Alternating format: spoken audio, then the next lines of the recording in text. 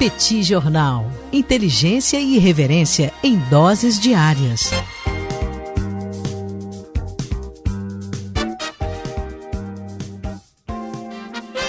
Petit Jornal. Inteligência e irreverência em doses diárias.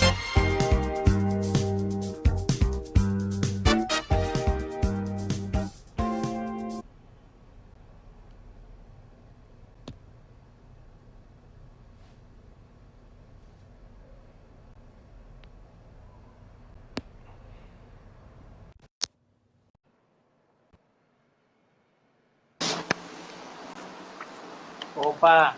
E aí, Daniel, beleza? Beleza, peraí que não tá conectando no fone, peraí. O áudio. Mas eu tô te ouvindo pelo fone, cara. Não, mas eu tô te ouvindo pelo... Caramba, eu não sei o que tá acontecendo aqui.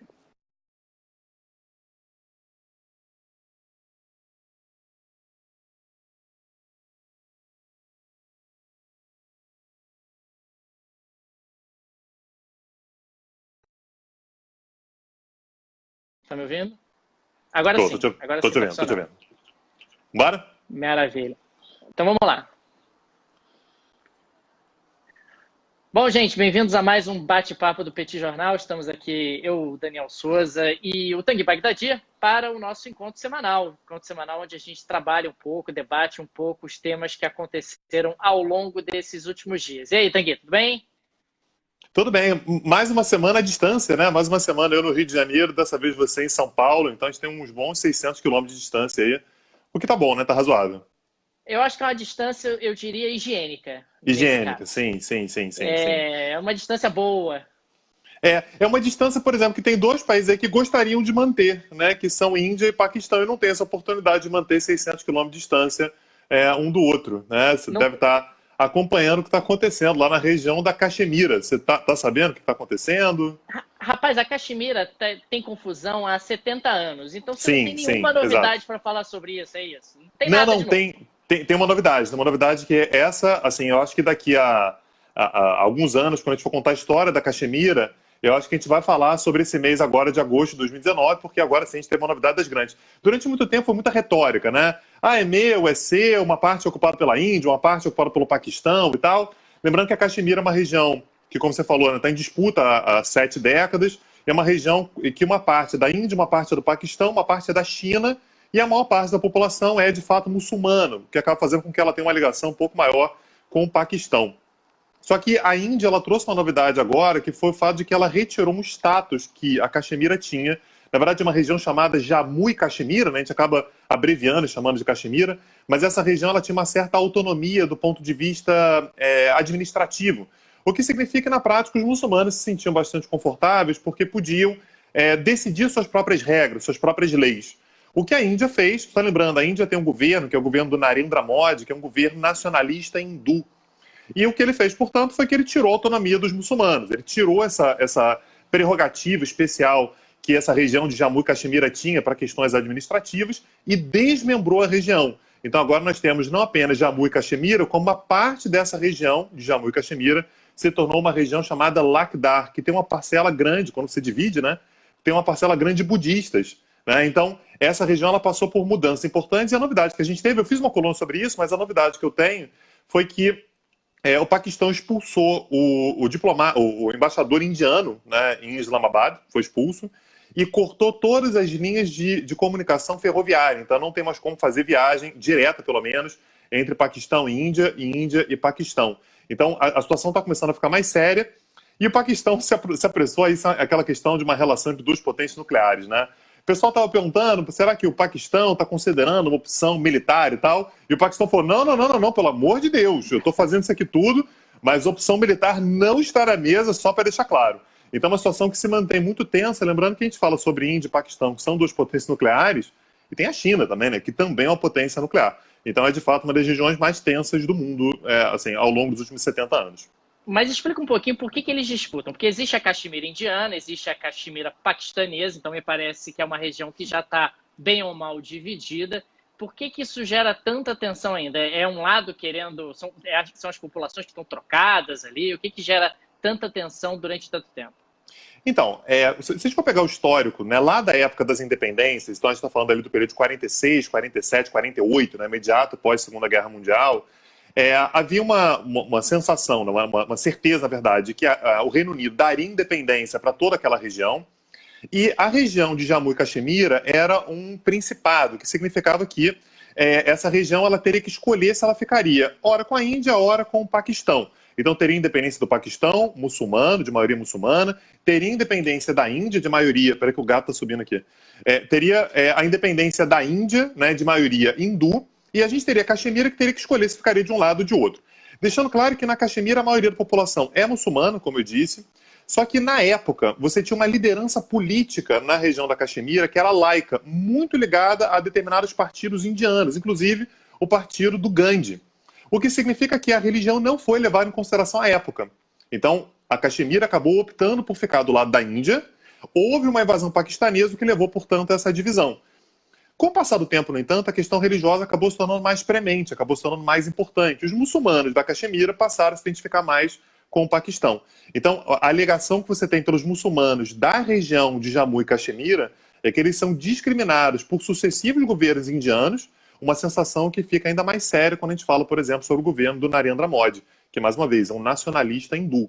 Então, a ideia dele é realmente retirar qualquer tipo de autonomia que os muçulmanos tenham dentro da Índia, numa região de maioria muçulmana. Entendi. Tá bom. Muito bem. Então quer dizer que duas potências nucleares nunca brigam, o que deixa o mundo muito mais entediante, não é isso? Olha, não teve guerra, né? Assim, desde que os dois obtiveram bombas nucleares, assim, os dois fizeram teste com bombas nucleares no mesmo mês, né? Olha aí que tranquilidade, né? No mesmo mês, a Índia fez o teste nuclear, 2 semanas depois o Paquistão, isso foi em 1998. De fato, de lá para cá, a gente não teve um enfrentamento direto entre as duas potências nucleares da região. Maravilha. E vem cá, deixa eu tentar adivinhar. Vou tentar adivinhar aqui, hein? Não sei, hein? Você vai falar de Previdência. Cara, mas foi aprovada a reforma da Previdência em segundo turno na Câmara dos Deputados. É um assunto importante. Finalmente acabou aquele assunto que vinha se arrastando em todo o primeiro semestre desse ano. Quer dizer, acabou. Agora vai para o Senado, mas tudo indica que no Senado vai ser algo bem tranquilo e que não vai ter nenhuma modificação que faça com que o texto retorne para a Câmara dos Deputados. É importante, sim, a gente está falando do assunto número 1, da pauta econômica número 1 desse ano no Brasil. Ela acabou sendo aprovada com um impacto expressivo nas contas públicas, né, de 933 bilhões de reais ao longo de 10 anos. Então, me parece que vale o destaque, sim. Vale o destaque que, apesar de todas as confusões que nós tivemos aí no ambiente político durante esse primeiro semestre, agora início do segundo semestre, essa pauta acabou avançando com uma intensidade e uma velocidade bastante significativas. Mas não teve mais nenhuma mudança no texto, assim, entre o primeiro e o segundo turno, nada mais foi alterado, foi realmente aprovado aquilo que... Foi até mais rápido do que imaginava, sinceramente, imaginava que talvez o segundo turno fosse ter um pouco mais de enrolação, que talvez a oposição conseguisse adiar um pouco mais a aprovação, mas parece que a aprovação foi tão sólida no primeiro turno, né, que no segundo não tinha nem muito o que mexer. E parece que todos os pontos mais polêmicos já haviam sido modificados no primeiro turno, pelo menos polêmicos do ponto de vista político. É claro que ficou aí a ausência dos estados e municípios na reforma, o que é uma reforma muito capenga na prática, né? Vamos ver se eles vão ser reincluídos no Senado, e aí seria uma PEC em paralelo, uma PEC em separado, que desceria para a análise da Câmara dos Deputados. Beleza. Sobre a reforma da Previdência, mais alguma coisa? Não, acho que é isso. Acho que a gente pode seguir à frente com a nossa pauta. Beleza. O próximo assunto que eu quero trazer, eu também tenho certeza que vai te surpreender muito, que são instabilidades na Itália. Eu quero ver sua cara de chocado agora. Mas a Itália é aquele país que tem um governo por ano, não é isso? Isso. Tá prestes até o próximo. Porque assim, o desse ano agora já está vencendo. Aí o que eu quero falar é exatamente que estamos prestes até o próximo. Só para lembrar como é que está a estrutura político-partidária, pelo menos do governo italiano. O atual primeiro-ministro é um camarada chamado Giuseppe Conte, que é um não político, na verdade, ele é um professor da Universidade de Florença e tudo, que foi colocado no cargo porque ele era o ponto de consenso, né, um ponto de contato entre os dois grupos de conservadores mais à direita do espectro político, que tiveram o resultado mais expressivo das eleições. Então a gente tem de um lado o Movimento 5 Estrelas, que foi o grande vencedor das últimas eleições, né, com a liderança do Luigi Di Maio, é o cara que tem sob a sua batuta, né, uma parte considerável do Congresso do Parlamento italiano. E a gente tem uma... Aliás, Giuseppe, Luigi, a Itália é um monte de...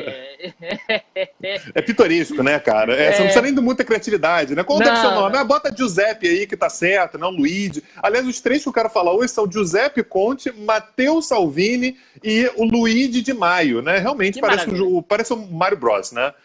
Mas o outro cara, né, na verdade, o outro partido que, junto com o Movimento 5 Estrelas, tem um peso muito grande é a Liga, né, a antiga Liga Norte, que vem sendo chamada mais de Liga, que tem o vice-primeiro-ministro, que é o Matteo Salvini. Quem acompanha a política italiana ouve falar muito mais do Matteo Salvini, que é o vice-primeiro-ministro, do que do Giuseppe Conte, que é o primeiro-ministro de fato. Isso acontece pelo fato de que existe uma queda de braço dentro do governo entre esses dois grupos, o Movimento 5 Estrelas e a Liga. São grupos que se uniram na época da eleição para eleger, finalmente, o Giuseppe Conte e tudo, mas que têm problemas entre si. Por exemplo, a Liga ela é extremamente eurocética, ela tem algumas posturas muito mais nacionalistas, então está bem mais à direita do espectro político, uma direita um pouco mais nacionalista, em alguns pontos bastante radical. Ao passo que o Movimento 5 Estrelas ele está à direita do espectro político, mas ele é mais... a questão de combate à corrupção, diminuição do peso do Estado, tem um perfil que, apesar de ser conservador, tem alguns traços, pelo menos, de liberalismo do ponto de vista econômico. E essa junção ajudou a eleger o primeiro-ministro, mas está dando problemas, está dando sinais de esgarçamento. Tem gente apostando que é possível que a gente tenha uma nova eleição na Itália ainda esse ano. É possível que talvez segure até o início do ano que vem, mas assim, o governo do Giuseppe Conte me parece com os dias contados. A questão é a gente saber quem é que tem vantagem na próxima eleição. E aí, só números, né? Só para a gente passar essa pauta. O Movimento 5 Estrelas tem o dobro dos parlamentares da Liga. Mas a Liga do Matteo Salvini tem o dobro da aprovação do Movimento 5 Estrelas. O que me parece que acaba fazendo com que a Liga tenha um profundo interesse em convocar novas eleições para se valer dessa popularidade e conseguir inverter o jogo e ter, portanto, numa próxima legislatura, um primeiro-ministro seu. É uma possibilidade real que se apresenta na Itália para os próximos meses. Nada de novo na Caxemira, nada de novo na Itália, é isso. Você fica nos enganando com essas pautas velhas de coisas que estão sempre acontecendo nesses dois países. Isso, tipo a Previdência, né? Que você trouxe um monte de novidade aí. Mas vem cá, guerra comercial, teve novidade? A guerra comercial teve, aliás, esquentou muito ao longo dessa última semana, desde que nós nos encontramos. Afinal, teve o Trump anunciando que aumentaria em 10% as tarifas de importação de produtos chineses, os chineses ameaçando retaliar, os americanos dizendo que os chineses eram desonestos do ponto de vista cambial. Na segunda-feira, inclusive, aconteceu um pânico no sistema financeiro internacional, porque os chineses deixaram o yuan flutuar e um pouco mais, e ele acabou batendo 7 yuans por dólar. O câmbio na China é controlado, é administrado pelo Banco Central Chinês, e isso na prática representou uma desvalorização do yuan momentaneamente. Momentaneamente foi meio que um aviso dos chineses, como quem diz, olha, eu controlo o câmbio, você sabe, né? Eu não vou admitir isso formalmente, mas eu controlo o câmbio. E se eu quiser, eu posso fazer uma pequena grande desvalorização e posso compensar qualquer tipo de perda de competitividade que eu tenho por eventuais aumentos nas tarifas de importação que você queira gerar. Então, isso escalou na prática a guerra comercial, foi interpretado como um gesto muito, muito duro e muito ameaçador dos chineses, como quem diz, olha, já foi longe demais, e agora eu acho que vocês, americanos, deviam sentar para conversar conosco de forma séria e não ficar me utilizando como retórica para aumentar a popularidade do presidente Trump. Deixa eu só passar, na verdade, te perguntar para a gente entender um pouco mais o perfil. A China controla o câmbio e o que é esperado de um governo na sua gestão econômica é que não controle, né, que deixe o câmbio flutuar livremente. Só que existe sempre uma sensação de que se você deixar o câmbio flutuar, né, do yuan, da moeda do renminbi, né, da moeda chinesa, a tendência é de uma valorização, o que tiraria a competitividade da China. O que você está me dizendo, então, é que no momento em que eles deixaram flutuar, desvalorizou. Por quê? Desvalorizou porque a China estava vivendo um momento de incerteza em função das tarifas que estavam sendo colocadas pelos Estados Unidos, ou a promessa de novas tarifas colocadas pelos Estados Unidos. Ou seja, se os Estados Unidos vão tarifar mais a China, nesse exato momento, o que eu faço? eu considero que o yuan não é uma moeda tão segura ou tão valorizada na medida em que isso vai gerar uma desaceleração do crescimento econômico chinês. Eu abro mão de yuan e eu compro dólares. E mais, a gente estava falando de um momento de extrema incerteza na segunda-feira, onde o ouro disparou. Quer dizer, quando você tem as duas principais potências econômicas do planeta se desentendendo, eu busco segurança. Eu busco segurança no dólar americano, que ainda é considerada a moeda mais segura do planeta, eu busco segurança no ouro. Então, naquele momento, especialmente, acabou acontecendo, e o governo chinês sabia disso, ele percebeu o movimento, uma tendência à desvalorização da moeda chinesa e não da valorização. E, claro, os chineses avisam aos americanos com isso o seguinte: olha, se você endurecer a guerra comercial comigo, o yuan se desvaloriza, seu trouxa. Né? Então, eu posso soltar o yuan e, consequentemente, ganhar uma competitividade adicional para compensar as tarifas de importação que você está querendo adicionar aos meus produtos, restringindo, assim, o acesso dos produtos chineses ao mercado americano. É importante destacar que, no primeiro semestre desse ano, as exportações da China para os Estados Unidos caíram 12%, o que não é pouca coisa. E as exportações dos Estados Unidos para a China caíram 18%. O que mostra realmente uma desaceleração do fluxo de comércio entre 40% do PIB do planeta, que é o que representam as economias dos Estados Unidos e da China, e é claro que isso vai gerando muita insegurança, e dentro de um ambiente de insegurança, as pessoas acabam buscando a fortaleza do dólar, do ouro e de ativos que sejam mais seguros. Então, são as dores de ser potência, né? Assim, você sendo potência, mesmo querendo prejudicar o outro, você acaba favorecendo o outro, o que é no mínimo uma contradição. Em alguns casos, isso pode acontecer. Beleza. O outro assunto que eu queria trazer é um acordo que está rolando, na verdade, foi negociado ao longo da última semana, entre os Estados Unidos e a Turquia. Porque, como a gente sabe, isso aqui a gente já falou várias vezes aqui no Petit Jornal, existe uma diferença entre os dois, uma diferença de posição entre os dois com relação aos curdos.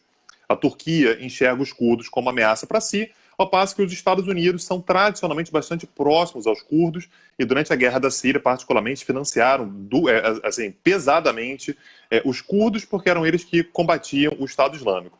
Isso, na verdade, legou um problema, deixou um problema que os dois não conseguem resolver, que é, dentro do território sírio, os curdos estão absolutamente consolidados no norte do país, uma região, inclusive, que eles chamam de Rojava, eles demandam uma certa autonomia e tudo, e a Turquia enxerga isso como ameaça e tem feito incursões, já fez algumas incursões no norte da Síria para combater os curdos, que, segundo o governo do Erdogan, segundo o governo turco, financiam terrorismo, são uma ameaça terrorista para a Turquia de uma forma geral, uma ameaça até ao território turco de uma forma mais ampla. E os Estados Unidos estão dizendo que, olha, não mexe com os curdos, que os curdos estão comigo. Assim, eu estou defendendo os curdos são meus aliados.